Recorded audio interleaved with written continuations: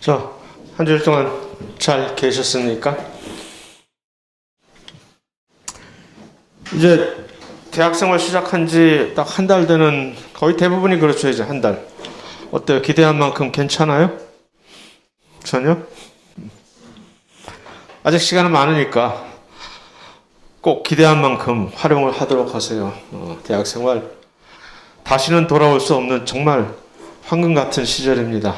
여러분들의 그 시절. 이런 데서 이렇게 아침부터 이렇게 앉아서 있을 게 아니라 왜 여기 앉아 있는 거예요, 전부? 그건 농담인 거 아시죠?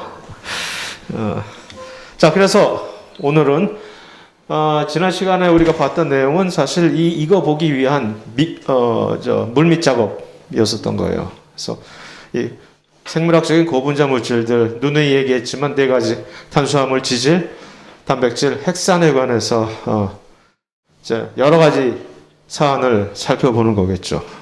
뭘 알아야, 그것들을 가지고 사실 이렇게 만들어낸 거니까 그들을 알아야 되겠지. 예를 들어서 탄수화물, 딱 길 가다가 딱 마주치면 제가 누군지를 알아야 턱 부딪혔는데 얘가 탄수화물인지 지질인지를 모르면 그때부터 아주 복잡해지는 거지. 근데 가다가 탁 부딪혔는데 이거 탄수화물이네? 금방 알아챌 수 있다면 그럼 이제 아주 상대하기가 쉬워지는 거지. 넌 탄수화물이기 때문에 이러이러한 행동을 하겠지. 그러니까 네가 이러이러한 행동을 하니까 내가 이러이러한 것에 써먹을 수가 있겠지. 그런 것을 알려고 이걸 보는 겁니다. 근데 이 책은 이제 2장에는 그 네 가지 중에 두 가지를 소개를 하고 있죠. 탄수화물과 지질을 이렇게 딱 한 그룹을 묶고 그 다음 장에 가서 단백질과 핵산을 묶어서 나름대로 이유가 있어요. 그 이유는 여러분들이 보다 보면, 따라가다 보면 아마 깨닫게 되시리라 믿고, 그래서 지금 여기 앞에 나와 있는 그림 자체도 우리의 세포는 아니지만 이게 식물세포, 그러니까 우리보다는 하나가 뭐가 더 장막이 더 쳐져 있는 세포막 바깥으로 세포벽이라는 또한 이 추가적인 보호막이 쳐져 있는 그들로서는 상당히 간절한 보호막이죠. 우리처럼 뭐가 위험 상황이 발생했을 때 도망을 갈 수가 없으니까 그거라도 해야지, 저들은.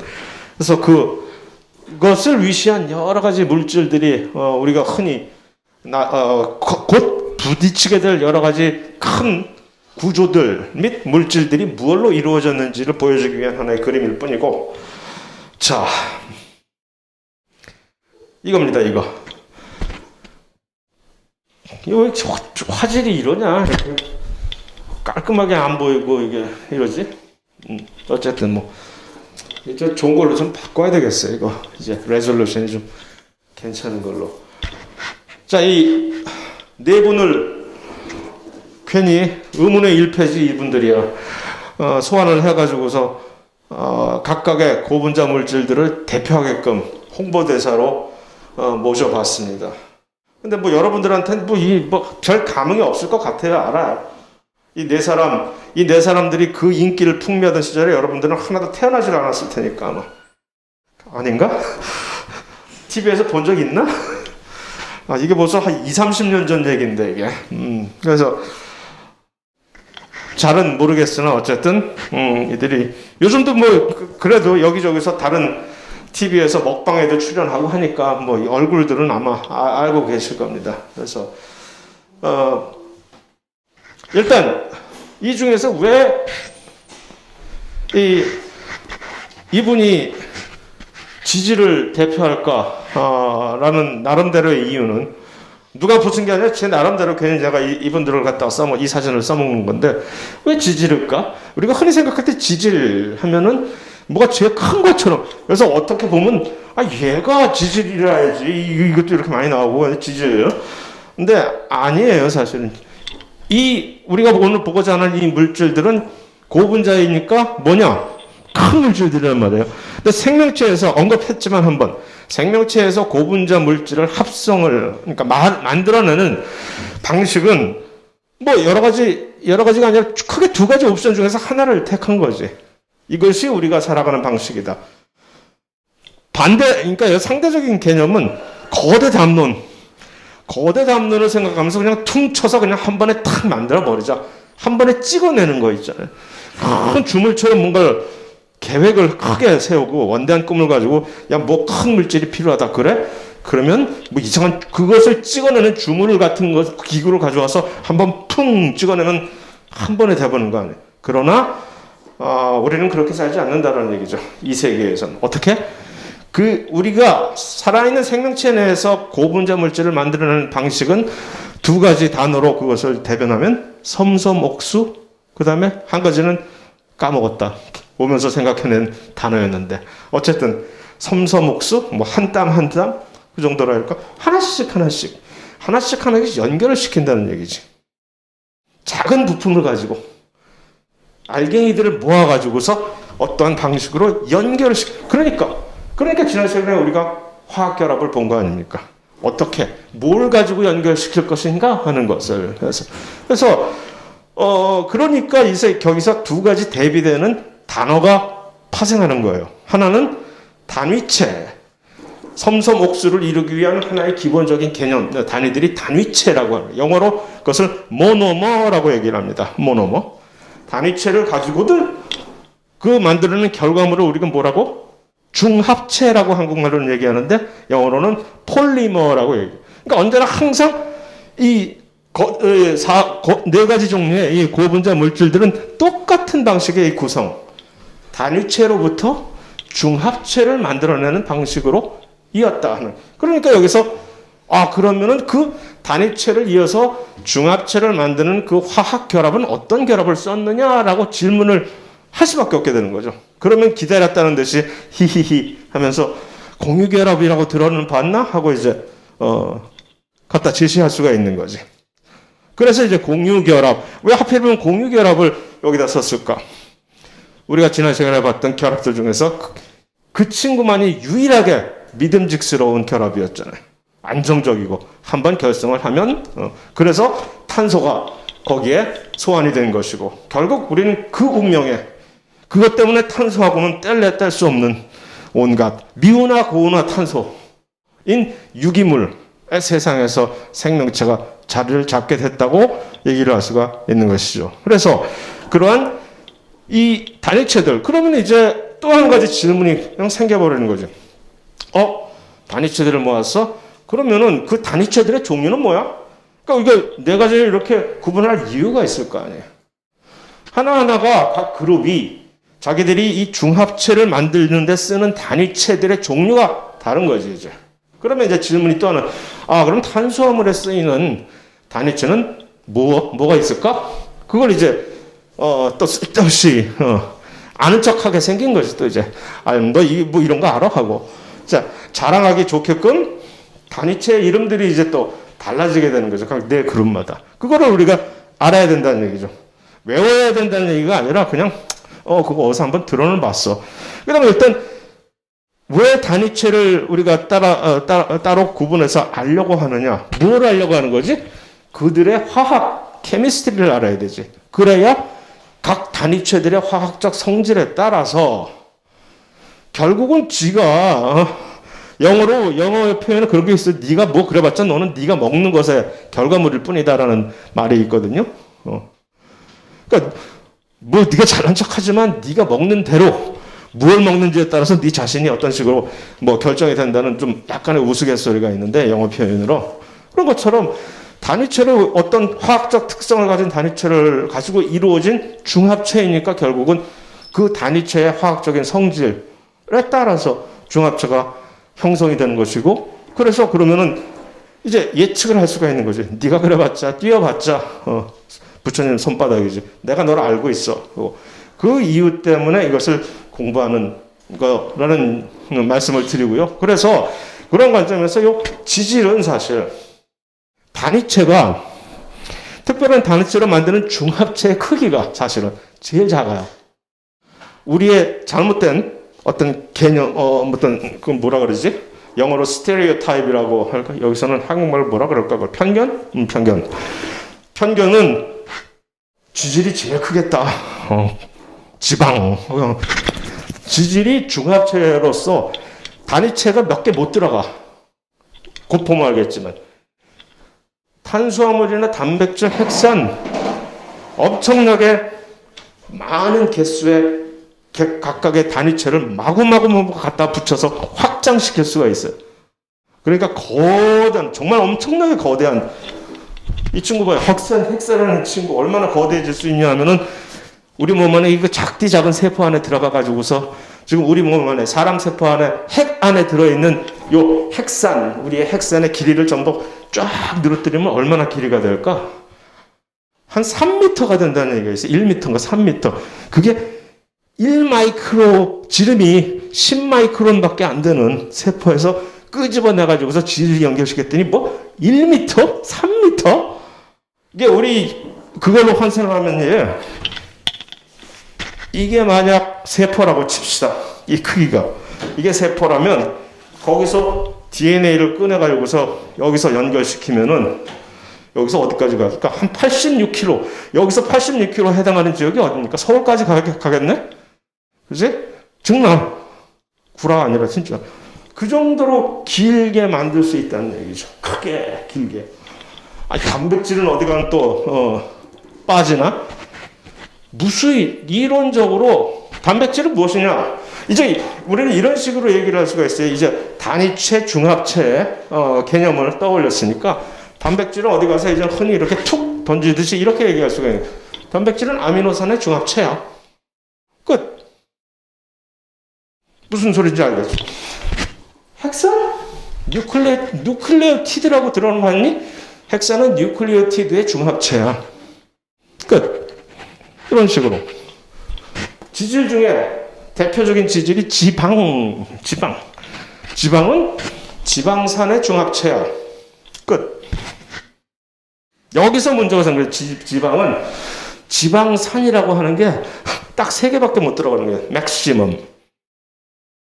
그러니까 이 허경환 선생님께서 할 수 없이 부득이하게 지질을 대표하실 수밖에 없잖아. 작잖아. 뭐 나도 그 중에 일원이니까 뭐 그다지 개인적으로 디스하고 싶은 생각은 없으나 그래서 지질. 뭐 탄수화물은 대충 아무 말 대잔치로 그냥 내가 갖다 붙인 것이고 내 중에 하나 정하려니까.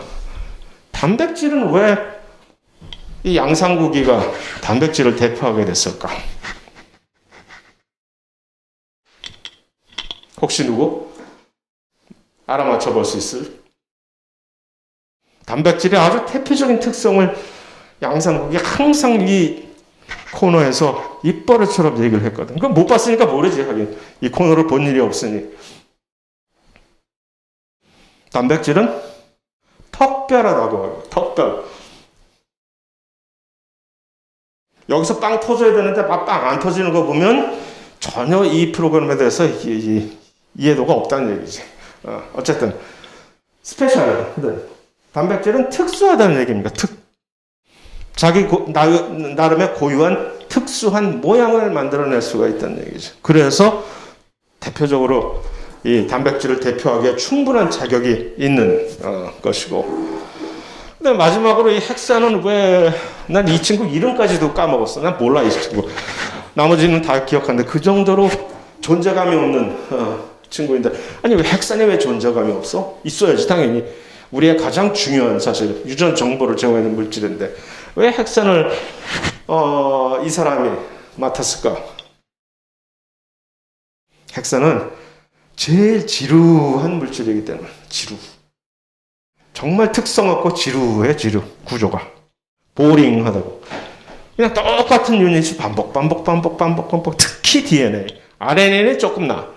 그러나 DNA는 정말 처음부터 끝까지 가만히 보면 똑같은 구조로 그냥 계속 가고 있어. 너무너무 지겨워가지고서 쳐다보기도 싫을 정도로 이 사람하고 똑같아요. 그래서 이 코너에서의 개념이 그렇다는 얘기입니다. 자, 그래서 이제 이런 것들을 얘기하려면 이제 이건 화학 시간에 유기화학 시간에 끝내야 될 일이니까 쑥 넘어가 버립니다. 이거 유기화학을 여러분들이 배운다면 지금은 아직 무기화학 배우고 있죠.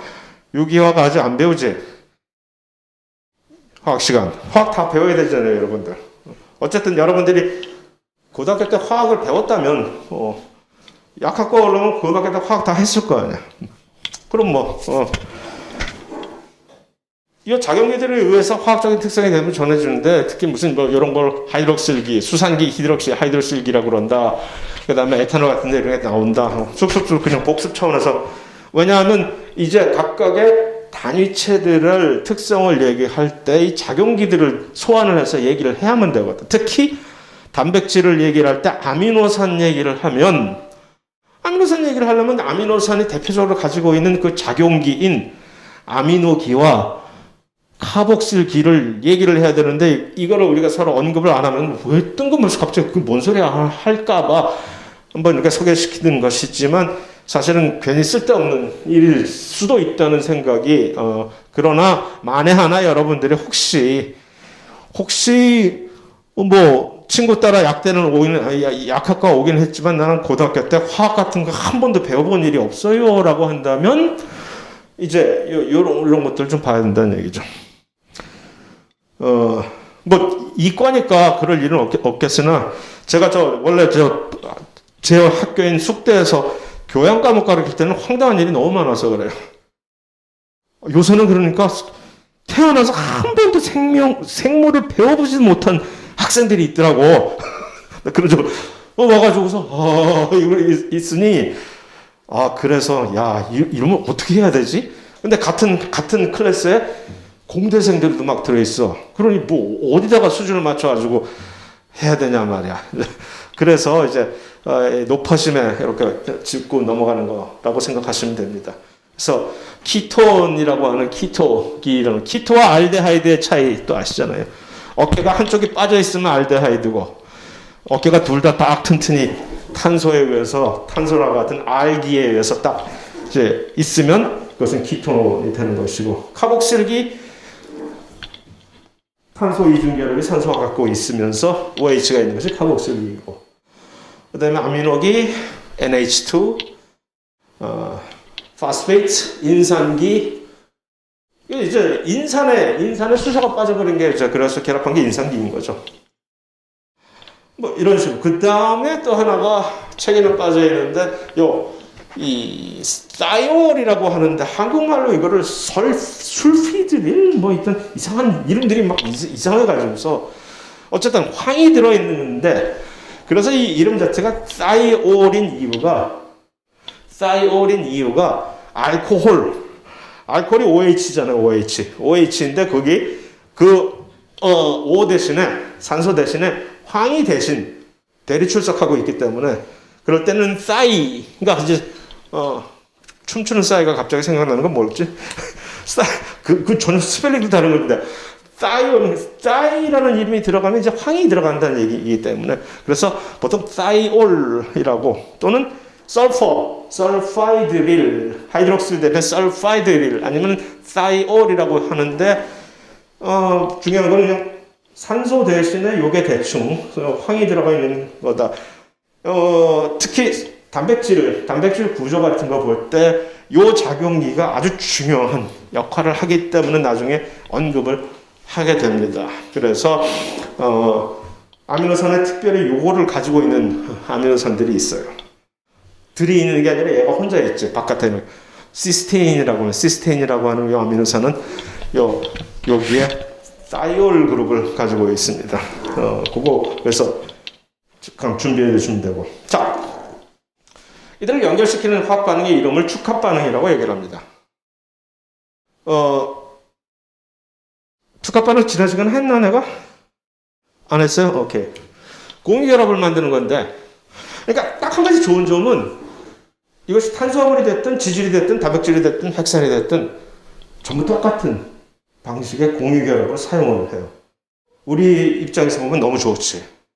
쓸데없이 따로따로 안 외워도 되니까, 똑같은 반응이니까. 그래서 이 공통적인 이러한 반응의 이런 원리를 우리는 축합 반응이라고 얘기를 합니다. 왜 축합이냐면은, 또는 이걸 영어가 컨덴세이션이라고 해서 축합이라고 하는데, 물 한 분자가 빠지는 게 물이. 그래서 이것을 디하이드레이션이라고, 빠진다는 얘기잖아요. DE. 그래서 디하이드레이션 또는 뭐 탈수 반응이라고도 얘기를 하나, 한국말로 그런 게 있나? 근데 축합 반응이 그런 의미이고, 곧 보게 되니까 그래서 고분자 물질 합성에 공통적으로 사용이 되는 화학 결합이다라는 공유 결합의 일종이다라는 얘기입니다. 그래서 어떻게? 이렇게 되는 거예요. 그냥. 두 개가 있어. 이 두 개를 연결시켜야 되겠어. 근데 마침 둘 다 하이드록실기가 여기 하나 있고 이쪽에 하이드로전이 있으면 둘이서 저 짬짬이 해가서 둘이 어떻게든 알아서 짬짬이 해가서 나에게 물 한 문장은 내게 가져다 다오. 그러면 너희들은 그 대가로 여기에 이렇게 화학 결합을 튼튼한 공유 결합을 이룰 수 있을 것이다 라고 하는 것이 바로 축합 반응의 일종입니다. 공유 결합이지? 실선 딱 그었잖아요. 공유 결합은 주로 딱 실선 긋는다고 했지? 공유 결합이지? 그러나 그 공유 결합도 여러 가지 방식으로 우리가 이룰 수 있는데 이 특별한 방식의 공유 결합은 이 두 연결시키고자 하는 두 당사자들 사이에서 물 한 분자를 쓱 빼내면서 슬그머니 둘을 연결시키는 그것을 우리는 축합 반응이라고 한다는 얘기입니다. 한번 해니까 재밌네. 아 이게 되네. 한 번 더 해볼까? 그러자. 여기 또 있네. 그래 한 번 더 해보자. 쭉 또 한 분자 물 빼. 드디어 세 개가 주렁주렁. 자 한 번 더 해볼까? 물 한 분자 또 빼. 4개, 5개, 6개, 7개 이런 식으로 계속해서 이어나갈 수가 있다는 얘기입니다. 그래서 근데 문제는 이것을 다 똑같은 축합 반응인데 이것을 탄수화물을 만드는데 사용을 하면 이름을 조금 달리 부르고 글리코시드 결합이라고 나중에 뭐 이름은 얘기할 겁니다. 글리코시드 결합. 그 다음에 이것을 지질을 만들 때 그 똑같은 방식의 축합 반응을 사용하면 우리는 이름을 뭐라고?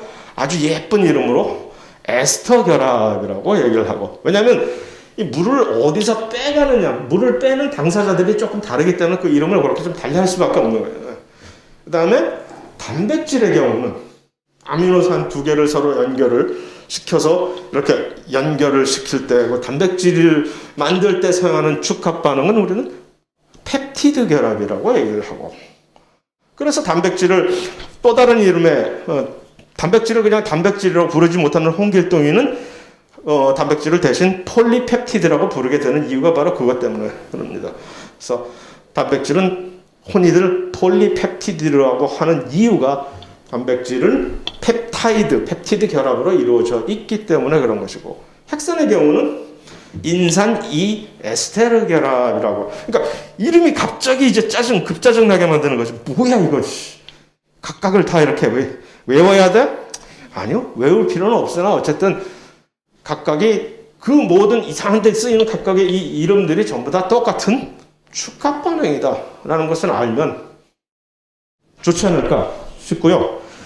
그래서 자, 근데 이 축합 반응을 하다가 변심을 했어.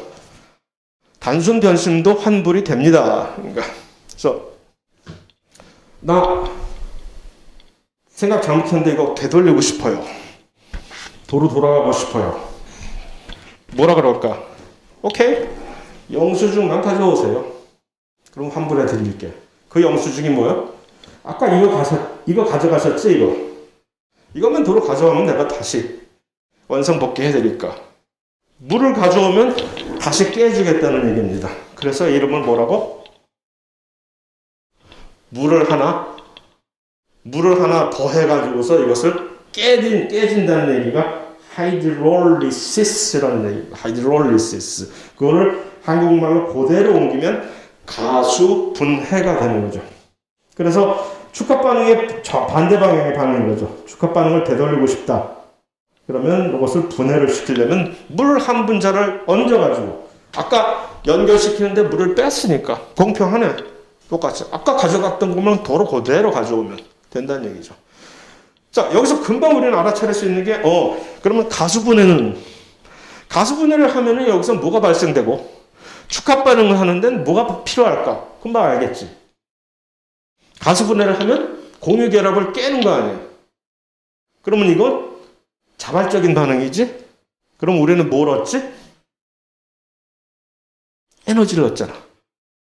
분자 하나가 깨지면서 거기서 에너지가 방출되니까. 그러니까 가수분해는 에너지가 방출되는 반응이고, 그러면 그것은 이 열역학적으로 볼 때 관점에서는 저절로 일어날 수 있는 자발적인 반응이라는 얘기죠. 그러니까 어떤 큰 물질을 가수 분해에 의해서 작은 단위체로 이렇게 흩어지게 하는 것은 아무 문제가 없다는 얘기지. 자발적으로 세상 사람들이 다 밀어주는 반응이야. 다 응원하는. 그래 해봐 열심히. 자발적인. 그러나 반대로 각각에 있는 이 알갱이들을 단위체들을 모아가지고서 축합 반응에 의해서 연결을 시킨다면 이것은 비자발적인 반응이 된다는 얘기지. 비자발적인 반응이라고 해서 겁먹지 마라. 뭐라 그랬죠? 이 세상에 돈이면 안 되는 게 없다고 얘기했지? 잘 가르친다. 잘 가르쳐. 그 얘기는 뭐냐? 에너지를 주입을 하면 가능하다는 얘기지, 이것이. 비자발적인 반응이기 때문에 절대로 될 수 없다고 낙심하지 말고 어디 가서 돈 벌어올 생각하라는 얘기입니다. 그러면 돈 가지고, 돈이 에너지지, 생명체에서. 그 에너지를 주입하면 이룰 수 있다라는 그 얘기입니다. 물론 나중에 우리가 효소 얘기를 할 때 그때 가서 얘기합시다. 그건. 어쨌든 그러한 관계가 있다라는 것이고 자, 거기까지 해서 이제 탄수화물을 들어갈 수 있는 준비가 됐으니까 들어갑시다. 이름이 왜 탄수화물일까? 이름을 찾아보면은 그들의 성질이 보이게 되는 겁니다. 탄수화물. 탄 플러스 수화물입니다. 무슨 뭐 택배 생각이 나는 수화물이에요. 탄소에다가 카보. 이름이 왜 카보일까? 카보예요, 카보. 탄소가 있으니까 카보. 하이드레이트. 하이드레이트가 뭐예요? 수소가 있으면서 물과 같이, 그게 하이드레이트죠. 그러니까 그 얘기는 탄수화물 하면 뭐가 있을까? 탄소도 있고 수소도 있고 산소도 있다라는 얘기입니다. 이 세 개가 되게 많은 거야. 딱 보면 일단 눈에 들어오는 건 탄소에다가 수소에다가 산소도 꽤 많네? 하는 거지. 그게 바로 탄수화물이에요. 이렇게. 자, 그러면 이거 딱 보면 금방 답이 나오는 거지. 얘가 어떠한 성질을 가질지. 얘 극성 물질일까? 비극성 물질일까? 이온화가 되지 않더라도 일단 얘가 탄수화물로서 뭔가 잘못돼갖고 일을 실수를 해서 이온이 된다 하면 단순히 당연히 얘는 극성이 되어버리는 거지. 이온화. 그러나 이온이 굳이 되지 않고서도 탄수화물이 있는데 자신의 이 폐를 이렇게 다 까발렸어. 난 이렇게 생겼어. 그럼 우리는 딱 보고 알아차려야지. 얘가 어떻게 했다. 최소한 탄수화물은 극성이다, 비극성이다. 그거는 판단할 수 있다는 얘기예요. 뭘까? 극성? 왜? 어떻게 알았지? 맞는데? 왜 극성일까? 세 가지 이상의 원소로 구성이 되어 있어? 극성이다. 꼭 그렇지도 않은 게 네 가지로 다른 원소로 구성이 되어 있다 하더라도 비극성일 수도 있지. 그렇지. 산소 때문에 왜? 많은 경우에 여러 가지 원소들로 구성이 되어 있더라도 그들 간에 뭐의 차이가 없으면 지난 시간에 봤죠. 전기 음성도라고 하는 그 차이가 없으면 그들 간에 그럼 비극성이 될 수 있죠. 그러나 그들 간에 전기 음성도의 격차가 기울어진 운동장이면 이건 극성일 수밖에 없지. 여기서 기울어진 운동장 얘 때문에 그렇죠. 산소만 있는, 산소가 있는 곳에는 어디든지 이제 갈등이 생기게 되는 거죠. 산소가 다 뺏어가니까. 전자내나 없어? 주머니 털어서 나오면 한 대씩 맞는다? 라고 해서 다 털어가요. 그러니까 결국은 어디선가의 극성이 발생을 하게끔 돼 있어요. 산소가 있는 곳에. 그래서 탄수화물은 극성이에요. 그래서 대부분이 친수성이에요. 친수성이니까 물에 넣기 쉽다는 얘기죠. 설탕 생각해보세요. 설탕을 물에 빠뜨리면 그냥 흔적도 없이 사라져버리잖아요. 왜 그럴까? 설탕이 탄수화물의 대표 주자 아니에요. 근데 왜 물에 넣으면 없어지지? 친수성의 대표 주자이니까 물에 잘 녹는다는 얘기지. 그래서 대부분의 탄수화물이 그래요. 물론 그러한 탄수화물을 어떻게 또 연결시켜서 중합체를 만드느냐에 따라서 물에 잘 녹기 힘든 임시적으로나마 물에 잘 녹기 힘든 뭐 그런 물체로 만들 수는 있으나 일단 그 근본 자체가 다 그렇다는 얘기입니다. 요거 항상 어떤 것을 볼 때마다 이들의 단위체가 무엇이냐, 이미 우리는 그거 단백질과 핵산에 관해서는 해결했어. 단백질은 아미노산의 중합체이다라는 이 문장 안에는 모든 것이 다 끝나버린 거죠. 그러면 단백질을 이루는 단위체는 아미노산이라는 것이고, 그것을 연결시켜서 축합 반응에 의해서 연결시키면 단백질이 된다. 혹시 더 궁금해? 뭐 궁금한 거 더 있어? 궁금한데 그 축합 반응의 이름은 뭐라고 부를까요? 그래?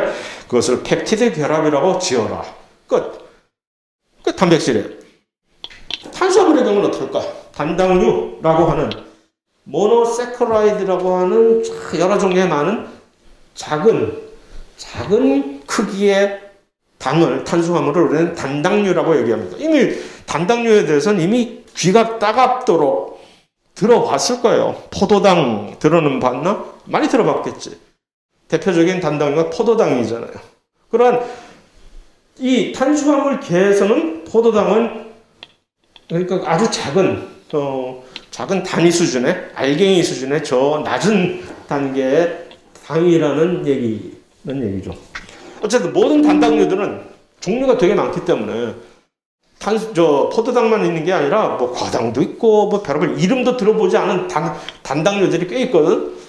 우리가 다 알 필요도 없고 그때 가서 우리가 꼭 알아야 된다면 그때 가서 뭐 친해보지 뭐. 지금은야 뭐. 다만 그 어떤 단당류들 간에 이런 식으로 공식화할 수 있다는 얘기입니다. 이 비율로 전부 탄소가 있으면 그 2배의 수소가 있고, 탄소의 개수와 똑같은 산소가 있으면 일단 네가 단당류가 될 수 있는 자격 요건은 갖춘 것이다. 자, 다만 여기에 우리는 N, 여기 붙어 있는 N의 언제나 항상 여기 문제가 되는 거죠. 여기. 그러니까 요게 최소 단위가 몇 개? N이 가장 적을 때 몇 개가까지 될 수 있어요가 궁금하겠지. 3부터 시작해. 여기 N이 3일 때 우리는 이것을 3탄당이라고 얘기를 하겠지? 현존하는 가장 작은 개수, 탄소 개수의 단당류는 3탄당들이, 여러 개의 3탄당들이 있습니다. N은 정수로서 계속 올라갈 수 있고, 4, 5, 6, 7, 8, 9 정도까지 올라가요. 근데 우리가 보고 있는 이 현실계에서 마주치는 단당류들은 대부분이 요 N 값이 몇 개지? 포도당, 요 N 값이 몇 개예요? 6개. 많은 우리가 흔히 일상생활에서 접하게 되는 단당류들이 요 탄소 개수를 한 6개 정도 가지고 있는 것들이 많습니다만, 6개만이 딱, 어떤 규범이다. 그 얘기가 아니라는 얘기죠. 이거 5개도 있을 수 있고, 사실은 이거 5개짜리 당 중에 정말로 우리가 무시해서는 안 되는 당이 하나 있긴 하지. 곧 나오게 되겠지만. 뭐 어쨌든 여기서 중요한 골자는 요 탄소 개수. 탄소 개수가 여러 가지 좀 변할 수 있는 3개에서 한 9개 정도로 이렇게 변할 수 있는 그러한 플렉시빌리티, 여유를 가지고 이 단당류계를 이제 정할 수 있다. 또 한 가지는 굳이 여러분들이 이과생이니까 굳이 요거 하나는 또 아무나 무조건적으로 이 공식을 맞출 수 있다고 해서 탄수화물, 단당류가 될 수 있는 건 사실 아닌 게, 또 한 가지 맞춰야 되는 자격 요건이 맨 끝에 가서는 반드시 알데하이드나 키톤으로 끝나야 된다는 것이 또 하나의, 구조를 보시면 이제 그 소리가 무슨 소리인지 알 수가 있어요. 딱 이렇게 보듯이 과당, 프록토스라고 하면 과당을 보게 되면은 한 끝 말단에 가면은 어떻게 끝납니까? 이쪽이 뭐예요? 이거 키톤입니까? 알데하이드입니까?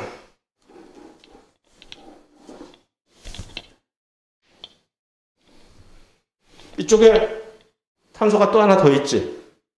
이쪽에 또 탄소 하나 더 있지. 그러면 얘는 키톤이지. 그러니까 이 말단이라는 얘기는 그 말단에 이중결합이 있어야 된다는. 키톤이나 알데하이드는 탄소 이중결합, 탄소가 산소의 이중결합을 얘기하는 거니까 아직 유기화학을 그다지 헤엄을 치지 않을 때니까 대충 별로 반응이 별로 안 좋네. 알았어. 사실 뭐 별로 몰라도 되는 거니까 어쨌든 궁금할 때 아니 뭐 알데하이드 키톤으로 끊어야 된다는 소리가 무슨 소리야 라는 것을 설명해 주기 위한 얘기니까 굳이 100% 따라오지 못한다고 해도 이 시간에 무슨 시험을 본다든가 하는 데서는 전혀 지장이 없으니까 혹시 불편하셨다면 용서해 주시기 바랍니다. 없었던 걸로 해주시고 어쨌든 이런 식으로 이런 키톤으로 끝나게 되는 당들이 있어요. 알데하이드로 끝나는 당이 또 있을 수가 있지. 이거 둘 다 알데하이드로 끝나는 당이지. 그래서 거기에 따라서 우리는 이것을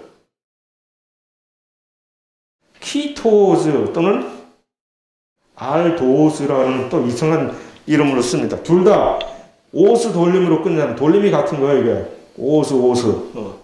다 당이라는 얘기입니다. 당인데, 키톤으로 끝나는, 끝이 키톤으로 끝나는 당은 키토스라고 하고, 끝이 알데하이드로 끝나는 당은 알도스라고 하는 그런 식의 명칭 부르기가 있다라는 점이죠. 그게 뭐야, 이게? 키토스? 알도스? 그 차이죠. 어떤 당은 과당처럼, 예를 들어서 과당처럼 끝이 키톤으로 끝나는 당은 우리 키토스라고 얘기를 하고, 포도당처럼 끝이 알데하이드로 끝나는 당은 알도스라고 얘기 안 했나? 그 정도. 자,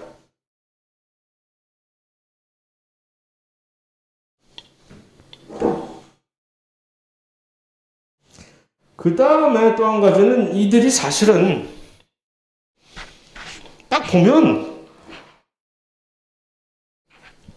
과당과 포도당의 사실 차이점은 둘 다, 문제는 과당과 포도당을 둘 다 아까 보여진 그 공식에 집어서 대입하라 그러면 둘 다 똑같은 답이 나와버리는 거예요. 탄소 개수랑 수소 개수랑 산소 개수 세 보세요. 과당과 포도당. 그 다음에 그거 해가지고서 아까 그 CH2O의 N 공식에 대입해보면 둘 다 똑같거든? 어쩌라고, 이거. 그럼 이거 어떻게 구분해? 뭐가 다른 거야, 얘네들이? 그런데 다르잖아. 과당과 포도당은 당연히 확실히 다른 당이잖아요. 이 세상에 이게 어찌 된 일이야? 그것을 설명하는 것이 화학에서 어떻게 설명하고 있죠? 이런 것들을 구조 이성질체라고 얘기하잖아요. 분자수, 원소수는 다 똑같은데 이들은 어떤 식으로 차원을 배열을 하느냐에 따라서 구조가 조금 달라지면 이들은 같은 개수의 원소를 가지고 있으나 성질이 달라지는 이것을 이성질체라고 얘기하잖아. 아이소머라고. 영어로 이것을 아이소머라고 얘기하는데 아이소머라고 하는 이성질체에는 세 가지 종류의 이성질체가 있습니다. 근데 이 중에서 가장 흔하게 화학에서 흔하게 우리가 부탁드리는 것이 이런 구조 이성질체입니다. 그래서 이 많은 단당류들 사이에는 자기들끼리 단당류들이 서로 막 다른 단당류들이 엄청 많잖아. 그렇게 다른 이유가 별게 아니라 구조 이성질체들이야, 그냥 하다 보니까. 그래서 그렇다는 얘기죠. 그 다음에 또 다른 방식의 이성질체가 또 하나 있어요.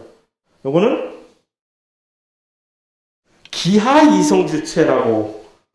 이거 진짜 지질을 배울 때 이것을 좀 알아둬야 되거든. 지방을 볼 때. 그래서 이것도 지금 알아두는 게 좋아요. 기하 이성질체 중에서 특히 시스 트랜스 아이소머라고 하는 것이 특히 있는데 요즘 탄소 이중결합이 보이죠, 여러분들. 둘 다 탄소가 좀 이중결합을 벌이고 있는데 그러면 이중결합 그 다음에 나오는데 요 X라고 하는 것이 이제 탄소라고 가정하면 돼요. 탄소가 또 나온다고요. 여기 탄소가 있는데 이 둘의 차이는 뭡니까? 둘 다 지금 똑같아.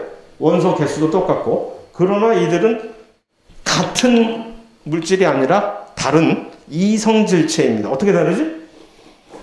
한쪽은 헛스를 추고 있고 한쪽은 everybody puts hands up 하고 지금 둘 다 X가 둘 다 한쪽에 있는 것 같은 방향의 사이드. 왜 같은 방향 다른 방향을 얘기를 하냐면은 탄소가 모든 공유결합을 4개를 최대한으로 다 가지고 있을 때는 탄소는 우리가 호텔 들어가는 도어처럼 리볼빙 도어처럼 그냥 막 회전이 가능한 그런 상태이나 탄소가 갑자기 둘이서 이중결합을 하게 되는 순간 그 자유가 박탈당하게 되거든. 탄소가 막 우리 무슨 놀이기구에서 뺑글뺑글 돌아가는 것처럼 탄소 하나의 중심으로 이렇게 막 돌아가다가 갑자기 이중결합을 하는 순간 얘네들은 평면에 두 탄소가 완전히 이런 평면에 딱 모이게 돼서 꼼짝달싹을 못하게 되는 거예요. 네. 그 결합상. 그러면 이제 그 이중결합을 한 상태에서 위와 아래가 생기게 되죠. 탄소가 그냥 네 가지 공유결합을 다 하고 있을 때는 위아래 구분을 할 수가 없어. 왜냐면 막 돌아가니까 막 땡글땡글 회전이. 그러나 일단 이중결합을 하는 순간 우리는 이 기하학적인 차원을 생각을 해야 되는 거죠. 디멘전을. 위야 아래야. 그럴 때 그 이중결합 그 다음에 나오는 결합을 하고 있는 친구들이 둘 다 탄소가 둘 다 위쪽으로 올라가 있을 수가 있고 한쪽은 위로 올라가고 한쪽은 아래쪽으로 그래서 헛스를 준다고 하는 이렇게 찌르기만 할 수가 있거든. 그럼 이게 완전히 달라지는 거예요. 그래서 이런 것을 이렇게 둘 다 같은 사이드에 있으면 우리는 이것을 시스라고 얘기하고 같으니까 시스가 같다는 얘기거든. 같이 붙어 있다는 얘기입니다. 이게 한쪽은 위에 있고 한쪽은 아래쪽에 있을 경우에는 이것을 우리는 다르다 해서 트랜스라고 얘기를 하게 됩니다. 요거 잠시만 기억해 두세요. 요 쉬는 시간 끝나고 아마 이거 또 보게 될 거예요. 시스 트랜스 아이소머를. 그래서 그것이 이제 기하 이성질체이고 맨 마지막에는 이난시오머라고 하는 스테레오 아이소머인데 요거는 이제 단백질 같은 거 볼 때 아주 또 훨씬 더 특히 많이 신경을 쓰게 되는데 어차피 조금 더 깊게 들어가니까 원래 보통 일반 생물학 시간에 여기까지 안 들어가요. 이제 너무 많이 하면 다친다 해서 그러나 여러분들은 충분히 소화할 수 있으니까 어차피 이거 다 알아야 되는 겁니다. 곧 시간 문제일 뿐이지 당연히 알아야 되는 이 중요한 사안들이고 여러분들에게 있어서는 그랬을 때 이난시오머라고 하는 것은 뭐냐면은 이 두 개의 물질 둘 다 똑같아요 지금. 그런데 백설공주 여왕처럼 거울아 이 세상에서 누가 제일 예쁘니 하고 서로 보고 있는 형상이거든. 둘이 마치 두 양손바닥을 서로 마주보고 이렇게 보고 있는 것 같은 두 개. 손을 보면 둘 다 엄지손가락이 있고 나머지 4개 손가락이 있는 5개짜리 손가락. 오른손과 왼손이 다 그렇죠. 그러나 오른손과 왼손 여러분은 포기할 수가 없잖아. 오른손과 왼손을 똑같이 그런 식으로 포기하려고 하는 순간 뭐가 이상하네 되지. 오른손과 왼손은 포기하지 못하고 어떻게 언제나 항상 마주 보면서 이렇게 마치 거울을 서로 쳐다보듯이 이렇게 할 수 있을 뿐이라는 얘기죠. 이게 이러한 형식의 이게 왜 생겨? 탄소가 막 돌아간다고 했죠. 탄소가 돌아가는 이 각도에서 이 4개에 어떤 식으로 각각의 요거를 갖다 붙이느냐에 따라서 이게 왜 생기느냐?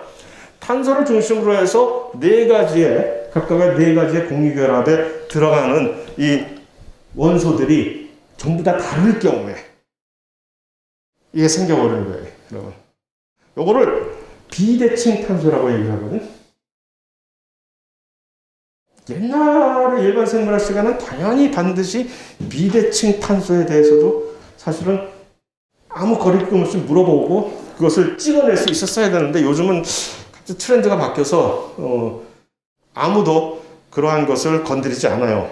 옛날에는 이런 유기물 하나 몇 개를 쫙 넣어놓고 구조를 딱 보여주고서 이 중에서 어디가 비대칭 탄소인지를 찍어라 하고 몇 개 그런 문제들이 캠벨 같은 거 일반 생명과학 그 책에 보면 연습 문제 그런 게 나올 정도로 또 070이지.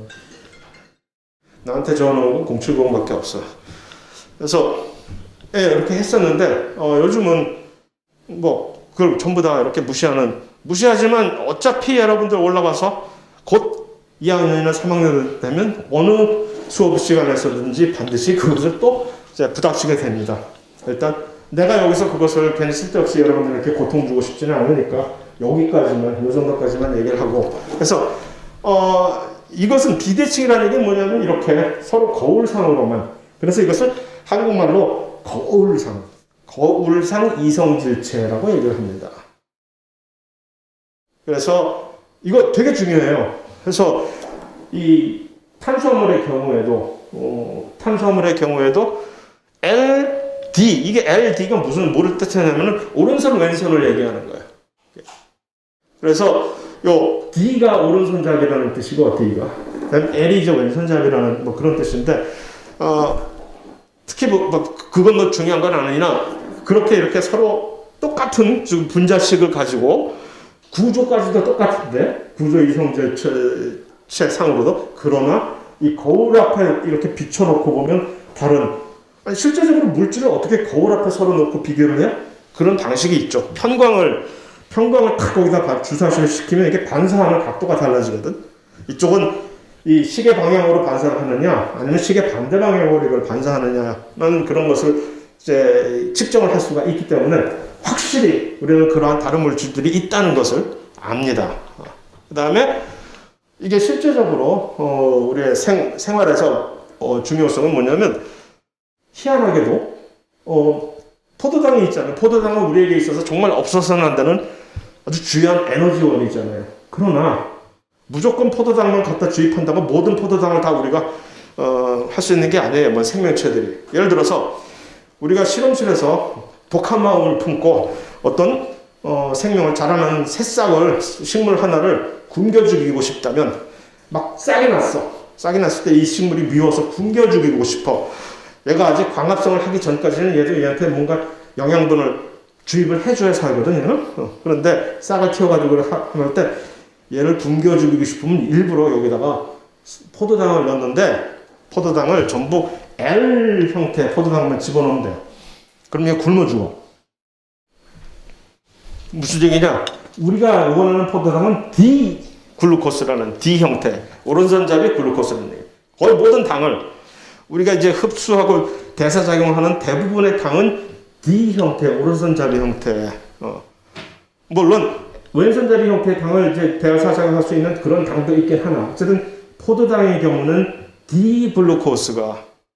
그래서 실험을 할 때 일부러 이런 탄수화물, 당 대사 같은 것의 어떤 이 효소의 결함 같은 거 그런 것들을 이제 우리가 뭐 공부하고 할 때 일부러 영양분을 끊기 위해서는 L 포도당을 주입을 시켜줘서 그러면 완전히 얘네들은 진짜 굶기는 거하고 똑같은 역할을 하게 줍니다. 그래서 그렇다는 얘기고 아미노산도 마찬가지예요. 여기서 아미노산이 L이냐 D이냐 따라서 우리에게 엄청난 영향을 가져다 주는 경우가 많습니다. 그래서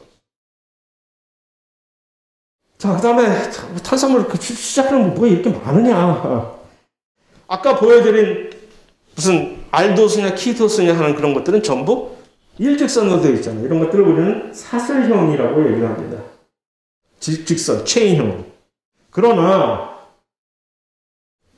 보통 많은 그림을 볼 때 우리가 이런 식으로 포도당을 볼 때 막 이상하게 이런 고리 형태로 된 포도당들이, 당들이 많이 보이잖아요. 이게 왜 그러냐면 이렇게 서로 왔다 갔다 하기 때문에 서로 화학 반응을 일으켜가지고 여기서 이렇게 고리 형태로 자기들끼리 연결을 딱 시켜가지고서 야, 우리 서로 연결하자. 그러면 이렇게 벤젠 고리처럼 이제 사슬이 생기는 거죠. 이게 균형을 이루고 있는 거죠. 균형. 그러나 일반적으로 훨씬 이 고리형들이 많은 거지. 실제적으로. 이 사슬형으로 존재하는 거는 극히 적은 부분이다. 이게 현실적으로 중요하게 되는 이유가 실제로 우리가 이것을 가지고서 이 각각의 단위체들을 단당류들을 연결해서 중합체들을 만들 때는 그러니까 거의 대부분들이 이 고리형의 당들만이 거기에 연결을 하게 되겠죠. 그래서 나중에 우리가 예를 들어서 그들의 끝판왕 이렇게 중합체 단위체들을 모아가지고서 탄수화물의 끝판왕은 뭐냐면 그 누가 뭐라 해도 녹말이겠지. 녹말이라든가 또 녹말과 버금가는 글리코겐이라고 들어봤죠? 글리코겐. 그런 것들이 전부 다 전부 다 보면은 전부 고리형들의 이런 고리형들의 당들로만 딱 이루어지게 돼 있다는 얘기입니다. 비록 탄수화물은 각각의 단당류들은 사슬형으로도 존재할 수 있으나 그렇게 중합체를 이루는 그 단당류들은 전부 고리형들만 참여를 해가지고서 중간에 이렇게 삐져나오는 거 없이 전부 곧 보시면 알 거예요. 곧. 자, 또 하나 이제 아까 탄소 5개를 가지고 있는, 그러니까 탄소는 몇 개가 있느냐에 따라서 이름이 이렇게 너는 6탄당이냐 아니면 너는 5탄당이냐 하는 식으로 얘기를 할 수가 있는데 5탄당들도 여러 개가 있죠. 근데 그 5탄당 중에서 우리가 절대 무시할 수 없는 5탄당이 하나가 바로 얘라고 얘기했지. 라이보스라고 영어로 얘기하는데 한국말로는 리보스라고 얘기를 하는 이 당, 리보스라는 이 당, 이거 정말 무시할 수 없는 당입니다. 왜? 곧 우리가 보게 될 헥산의 주 원료로 들어가게 되니까. 그런데 얘는 두 가지 종류로 존재를 해요. 리보스라는 당이 있고, 이게 원래 원조예요. 근데 여기서 파생이 돼가지고서 잠깐 이 중에 산소가 집 나가면 여기서 산소가 없어졌다는 걸 표시하기 위해서 디옥시가 되거든요. 그럼 산소 하나가 빠진 리보스당이다. 그래서 디옥시리보스다. 두 개의 당이, 이 두 가지 종류의 5탄당이 헥산의 기본 단위로 들어가게 되거든요. 곧 보게 됩니다. 그래서 그때 가서 다시 확인하고. 그래서 뭐 여러 가지 당들이 있다는 거 하나도 중요한 거 없고. 자, 그들을 서로 연결시키는 반응이 글리코시드 결합이라고 얘기를 했잖아요. 그래서 이런 고리형 단당류 사이에 형성이 된다고 얘기를 했고, 자, 이런 식으로 당을 이루는데 이거는 아이고 시간이 왜 이렇게 빨리 가냐, 아니면 내가 너무 천천히 가는 건지, 또 10분을 쉬어야 될 시간이 왔네요. 그래서 10분 쉬고 나머지는 나가도록 하겠습니다.